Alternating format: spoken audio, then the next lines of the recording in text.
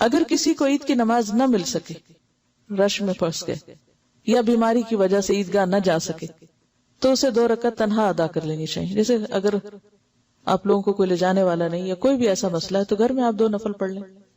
نماز عید کے لیے خواتین کو بھی عیدگاہ میں جانا چاہیے.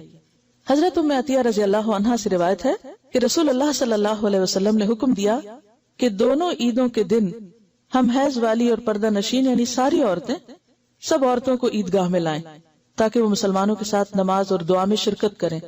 البتہ حیض والی عورتیں نماز نہ پڑھیں. اسے بخاری اور مسلم نے روایت کیا ہے. بعض مسلمانوں کے علاقے ایسے ہیں کہ جہاں عورتوں کو نکلنے نہیں دیتے. تو اب یہ جو عید کا موقع ہے خوشی کا موقع ہے، اور اس خوشی میں سب کو ایک دوسرے کے ساتھ ملنا جلنا اور ایک دوسرے کے ساتھ شریک ہونا جو ہے اس خوشی میں اضافہ کرتا ہے. اور اس میں خاص طور پر آپ دیکھیے کہ یہ بھی کہا گیا کہ جن کو نماز نہیں پڑھنا وہ بھی جائیں عیدگاہ میں. کس لیے؟ تاکہ دعا میں شریک ہوں، اس خیر میں شریک ہوں، یعنی عورتیں بھی محروم نہ رہیں. نماز عید سے پہلے یا بعد کوئی نفل یا سنت نماز نہیں. حضرت عبداللہ بن عباس رضی اللہ عنہ فرماتے ہیں کہ نبی اکرم صلی اللہ علیہ وسلم عید الاضحیٰ یا عید الفطر کے روز گھر سے نکلے، نماز عید ادا فرمائی اور اس سے پہلے یا بعد کوئی نماز نہیں پڑھی. اسے مسلم نے روایت کیا.